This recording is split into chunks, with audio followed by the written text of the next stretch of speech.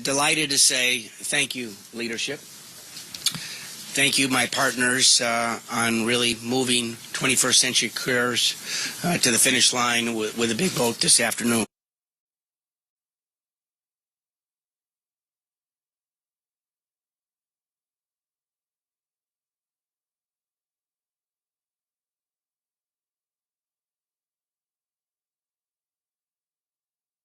All over the country, from researchers to patient groups to the FDA, both current and former heads of the FDA, as to how can we work the process so that we can develop a faster way for safe and effective cures for the diseases that impact virtually every single family.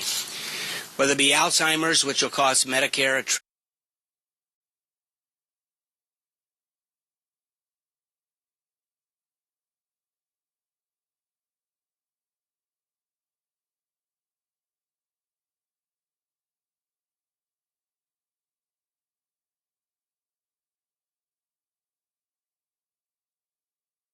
next week. The clock is ticking. Patients don't have time. They want answers. They want cures. This bill, which expedites the approval of drugs and devices, includes literally billions of dollars in additional spending for health research so that we can find the cure and the answers to what patients are demanding today. And I just want to thank Speaker Ryan, Kevin McCarthy, Steve Scalise, Kathy McBride.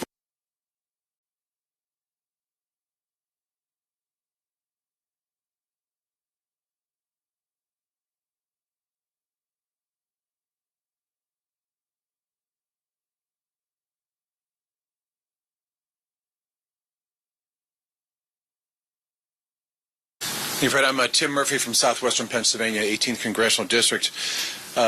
This process of dealing with mental health reform really began immediately after the terrible tragedy in Newtown, Connecticut at Sandy Hook Elementary School. I have kept in my office since then the photographs of children who tragically died that day.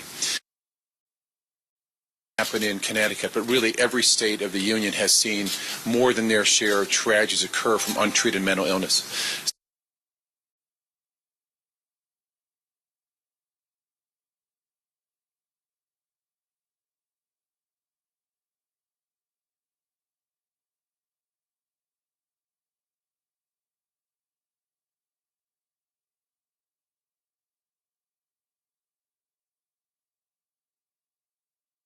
Government was a mess. It wasn't even a patchwork quilt, but 112 federal agencies that just deal ineffectively with mental illness. This changes that whole trajectory for the millions of families suffering from this. This creates a new office of Assistant Secretary of Mental Health and Substance Abuse to coordinate those agencies. This puts more accountability, more evidence-based applied research, more care. But it's very comprehensive, one that passed the House 422-2. We worked on ways of working this out with the Senate. It's there. But let me tell you one of the things that starts to change immediately. The body count of people who die from mental illness-related problems is staggering. More people die from that than breast cancer or several other diseases. It's 959 a day. 350,000, according to Tom Insel, the former head of NIMH. And that includes the 43,000 suicides, the 47,000 drug overdose deaths, the thousands of people who may commit a homicide, the 250 or so mentally ill people who attack someone in law enforcement or as first responders and are killed. But more so, the fact that so many people with mental illness tend to die 10 to 25 years sooner because of untreated complications with other physical ailments. That's 350,000 just in 2015. That is more deaths related to primarily and secondarily to mental illness than the total U.S. combat deaths from World War I, Korea, Vietnam, Bosnia, Desert Storm, Afghanistan, and Iraq in 1 year. This changes that trend because we have worked out a compassionate, evidence-based approach to changing how we deal with this in America. And I want to thank that when Speaker Paul Ryan took the helm as Speaker, one of his first comments was, we're going to pass this. Paul Ryan, Kevin McCarthy, Steve Scalise, and Catherine Morris Rogers, but particularly Fred Upton, they're all grabbing onto this because all of us know of tragic stories that have occurred to us. And we recognize now that this has changed and provided help for families in mental health crisis and changed the direction we have with mental health care in America. And I thank everybody for their leadership and their compassion in making this happen. Thank you. Well, we are certainly very, very excited to bring a final bipartisan version of the 21st Century Cures bill to the House floor today. This has been a long time coming. This is going to be a game changer. It's going to be a game changer for patients and for their families. It will fundamentally transform the way that we treat and cure diseases in this country. Cures provides needed funding, but it does so in a responsible way. I'm also pleased, as you just heard, that this includes Tim Murphy's mental health legislation, mental health reform. Again, something a long time in coming. Not only do we need to bring mental illness out of the shadows, we really have to improve how we address it. We need more coordination, more early intervention, and this bill takes a huge step in that right direction. I just want to thank Fred Upton and Tim Murphy. They have been pushing this for years, and this is the result of their hard work and the collaboration with other people. I want to thank the Republicans and the Democrats on the Energy and Commerce Committee for making this possible. These are ideas that we've been working on for years. They did not quit, they did not give up, and this is a result of their hard work. And it's really the driving principle of this legislation. We don't give up on anybody in this country. Nobody is alone. No matter how rare the disease, no matter how dire the situation, there can always be hope. There should always be hope. And with this legislation, there will be more hope for more families. We expect very good bipartisan support today, and then we hope that the Senate will act swiftly so that we can get this bill to the President's desk.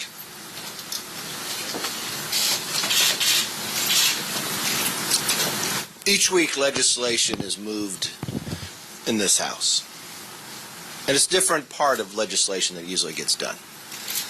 This week will be different. This week, people in history will write about the Cures Act. Why? For numerous different reasons. One, what it achieves. You have more than 10,000 diseases and only 500 cures and treatments. It transforms what the future looks like. Mental health, an issue that so many people have talked about but were afraid to touch. But what I think they'll really write about is Fred Upton and Tim Murphy. It's an example of statesmen that, not just for Republican, Democrat, but for all Americans. They saw a problem that was not partisan. They saw a problem that affected every single household in America. They were touched in almost every district. So they went out to find a solution. But it's not as easy just to come up with a bill and try and then fail and give up. These were two men who never gave up. These were two men that watched roadblocks put before them time and time again. But the way they achieved this, by bringing both sides together, by solving a problem in the end, and to my personal belief, they had the passion and the willingness to fight for it. They fought for people that they've never even met. They fought for people that in the future don't even realize they may have these problems. So I want to take a moment today, not to talk partisanship, not to talk politics, but to talk about something that I'm very, very proud of, that I serve with these two men. That they are an example for anyone in public service that ran for the right reasons, fought for the right causes, and this week they're going to see it pass. So I want to congratulate them.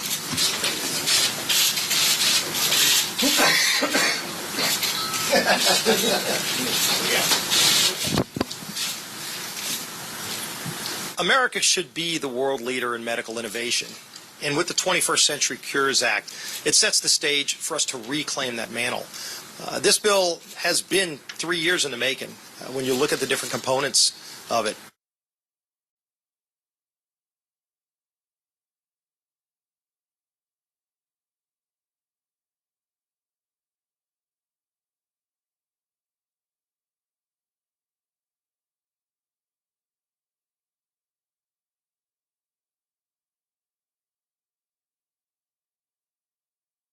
These jobs, where we have an opportunity to pass legislation that will directly lead to saving American lives. Millions of American lives will be saved by this bill getting signed into law.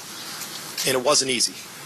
As we've seen, the work that's gone into it, the time to build such a massive coalition doesn't happen overnight. In fact, it has been 3 years in the making. But it's the culmination of this work that's going to lead to such dramatic changes and improvements in the lives of everyday Americans. And so I'm really proud of the work that Fred has done and Tim has done. I'm proud to be able to serve on the Energy and Commerce Committee with them because I've seen that hard work on a daily basis. And we're going to see such a strong vote on the House floor because everybody knows what's at stake.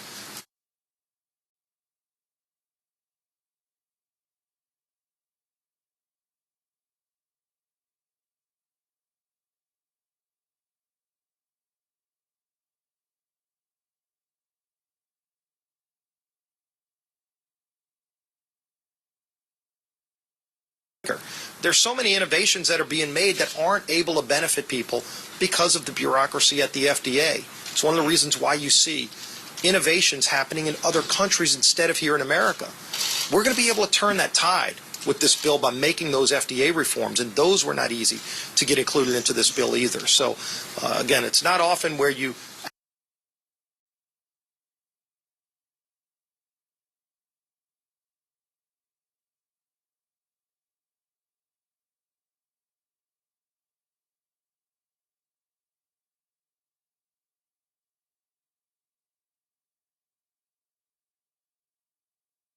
Seven-year-old who has a rare disease known as Noonan syndrome.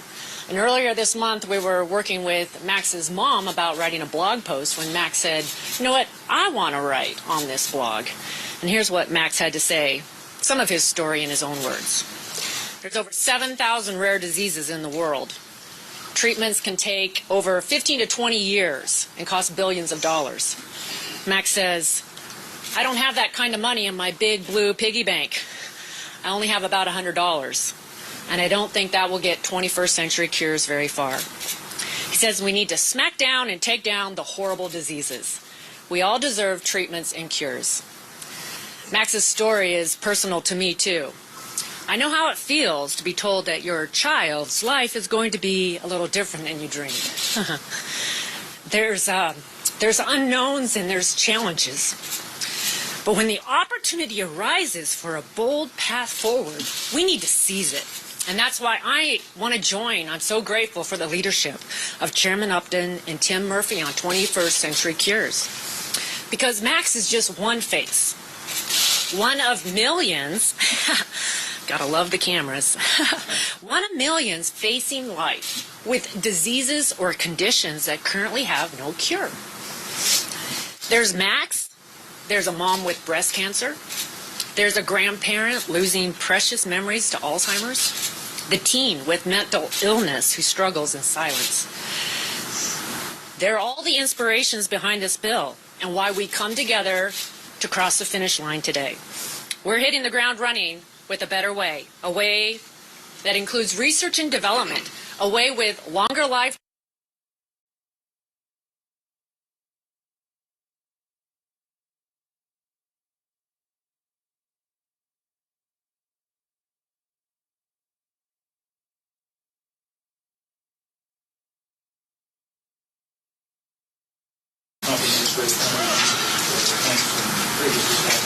What can we expect in those first couple of weeks legislatively? So we're finishing up lame duck right now. So we're working on the 114th Congress. At the appropriate time, we will give you an update on what's going on with the 115th Congress. We're in the middle of plotting out that transition right now. We meet every day, sometimes more than once a day, with the transition team. And so at the appropriate time, we'll lay out what our 115th game plan is. Mr. Speaker, Yeah. I realize that a lot of it is books right now, but do you personally want to see Obamacare repeal legislation in the first 100 days, or should Hey, look, you guys wait? we need to get Obamacare relief to families as fast as possible. This law, you have to remember, this law is hurting families in America. This law is canceling insurance plans that people wanted. This law is giving people repeated double-digit premium increases. This law is raising deductibles so high it doesn't even feel like you have insurance. So we have to bring Obamacare relief as fast as we possibly can in 2017, and that is our plan. Christina. On the CR, it sounded like earlier the plan had been to do it through March. Can you talk a little bit about why there might be a benefit to making it longer? For the House, it doesn't. We don't have calendar issues. In the Senate, we're beginning to appreciate how much work they have to do to confirm and stand up the new Trump government. They've got to confirm cabinet officials, sub-cabinet officials. There might be a Supreme Court, nomination that's going to be occurring. So given the fact that the Senate is going to have a very, very crowded calendar with all of the confirmations that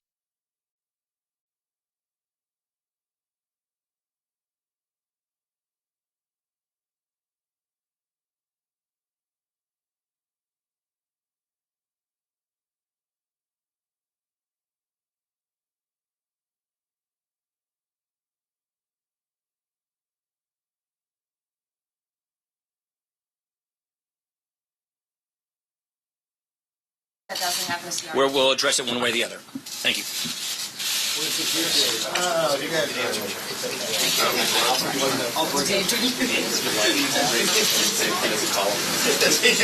Let's turn this back on.